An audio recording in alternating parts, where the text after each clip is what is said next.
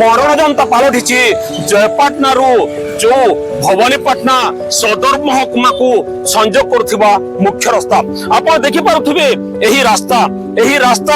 रास्ता दे मंत्री जंत्री तंत्री माने एमएलए एमपी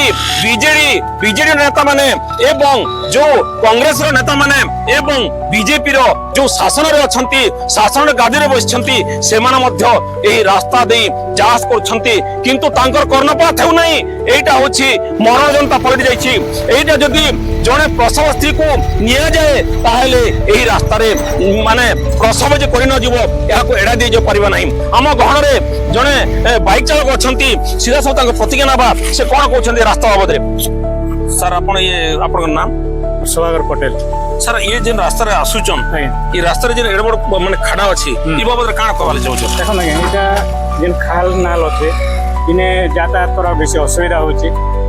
जेनटा के आपण किस समय कहतले इने जदि गोटे गर्भवती जदि महिला के निया जीवा तो अदा बाटे से असुविधा हे करे से मृत्यु मुखरे निश्चय पड़वा तेणुक इने प्रशासन के हम निवेदन करूँ बीजेपी सरकार के निवेदन करूँ ये रास्ता अति शीघ्र जितनी मरामती हुए प्रति आम से अनुरोध करूँ देखंतु आम गहन रे जने बाइक चालक थिले से कहबा अनुଯାयी यहाँ बीजेपी नेता एवं बीजेडी नेता एवं कांग्रेस रो पीसीसी जो सभापति अछंती भक्तचरण दास एवं आम जो लांजीगढ़ विधायक श्रीयुक्त प्रदीप दिसारी एवं स्थानीय बीजेपी रो जो नेता वृंद समस्त को अनुरोध कर जाउछि एटा होछि मानव चालित दुर्घटना हबारे संभावना अछि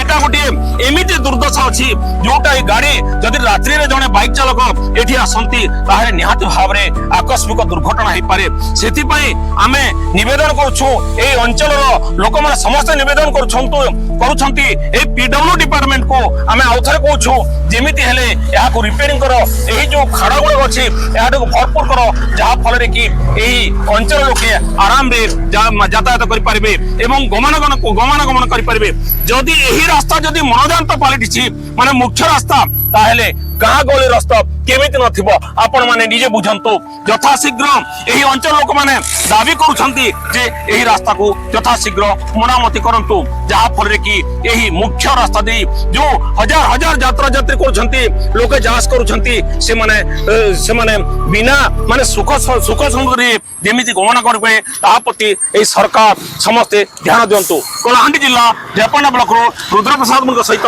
अंकुश सावरकर रिपोर्ट ग्रामीण एक्सप्रेस लाइव।